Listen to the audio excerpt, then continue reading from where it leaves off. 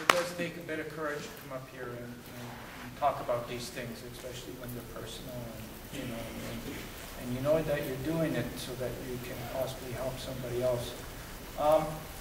This is really important that this is taking place, especially here in Amherst. And I've talked to Nicole, and we had a chance to talk to some of the other students that arrived at the town hall. And I really feel that when I say we can get the job done in Amherst, we have one goal, and it's very specific. We are hoping that with Nicole being the torch champion and everybody else here at school and the rest of the community, the goal is really simple: to try and inspire everyone in Amherst to become an organ donor. Very simple, the goal. It's very simple, but it's going to be hard to do because it's going to be very challenging. So that's where we're hoping that some ideas can be created, how to do that. And then you can find out what the barriers are. Why aren't people becoming organ donors? Is it a religious thing? Is it because they think maybe once doctors find out that you're registered as an organ donor, they're going to immediately declare you dead and rob you of your organs? There's all these different fears that people might have.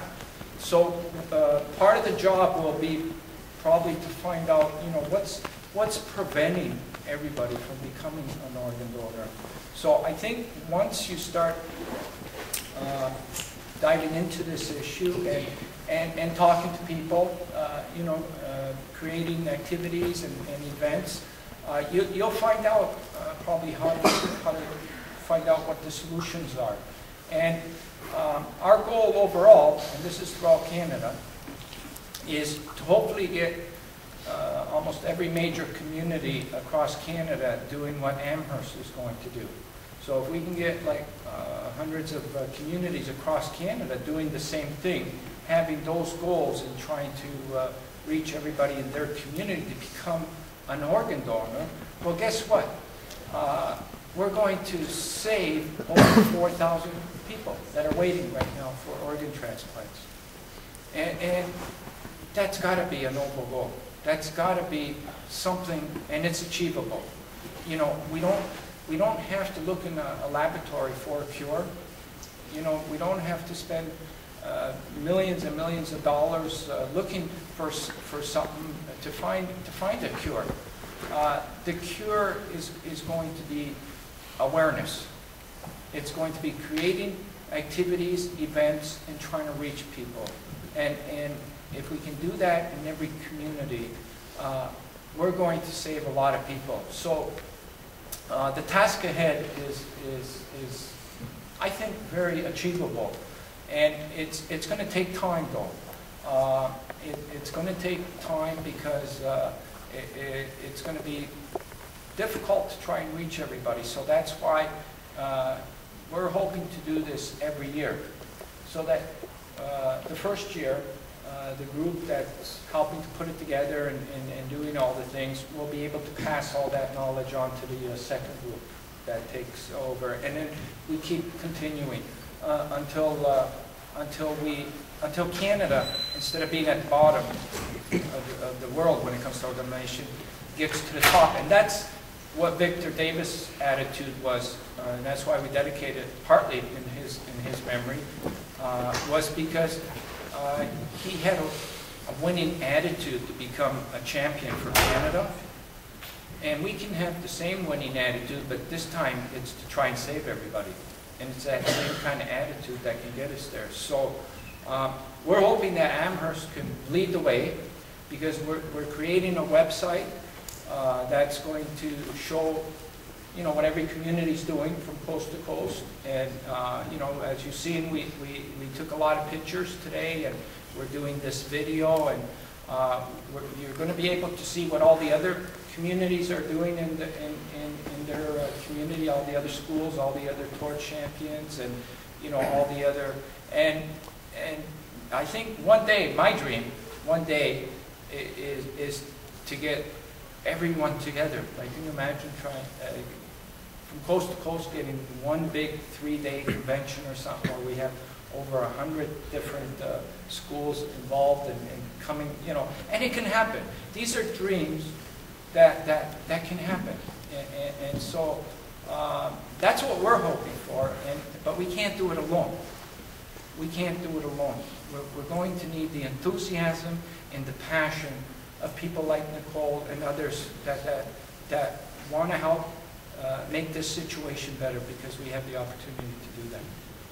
So I really want to thank your vice principal for putting this together. You know, this wouldn't be possible if it wasn't for your vice principal, and thank you so much for making this possible.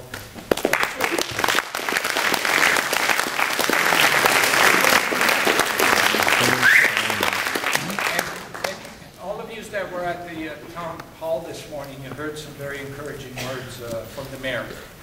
You know, so you know you have the backing from the mayor as well. You know, and the media is behind this. They know how important this is. They'll help you whenever you're doing any events or activities. You know, so you have a lot of backing. So it's going to be up to the community of Amherst right now to show the way what you can do throughout Canada, and people, when they see somebody doing good, then they want to do good, you know, so you can lead the way. So at this point, if there is any questions that want to be asked about this, if you have any questions, you know, we've got Chris and Nicole that can answer. I'll try my best. George, you talked about the numbers of donors. Canada is not a very strong country when it comes to donors? No, it's not. It's ranked as one of the lowest in the world. And Spain, I'll just give you an example. Spain is the highest, and they roughly have about a 96% success rate when it comes to organ donations. That means 96% of the people that are on the waiting list are receiving organs. And then there's other countries that are closely right up there with Spain, Belgium, Austria, and most of the European countries actually are right up there with their rates being really high. Canada, United States isn't much higher than Canada. We have extremely low rates, and I can say this, almost every day somebody's passing away in Canada, waiting for an organ that's not arriving.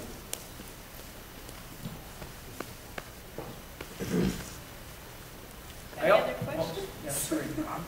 I also want to mention why I went to Europe that time was to get information. You know, what were these countries doing how were they recording such high rates? They must have been doing something right. And that's why I went there. It was called the European Tour, to discover what they were doing and then to bring back that information to Canada. And it's interesting because what Spain did was about 15 years ago, they changed their laws on the system of organ and tissue donation. What they developed was a system called opt-out, which meant that everybody in Spain was already registered as an organ donor unless they opted out. And after about a year, they had a dramatic increase of organ donations. And since then, they've been leading the world in organ donations. So that system was introduced in Canada, and in Ontario, there's a bill on the floor right now in Ontario. So whether that would work in Canada or not, I can't tell you, but it's worth thinking about though, because if it's really works, and if it could record the same kind of results, like 96%, like Spain, then would it be worth it to incorporate a law. Because basically, it could be, when we look at what the shortcomings are here in Canada, it could be basically an administrative problem.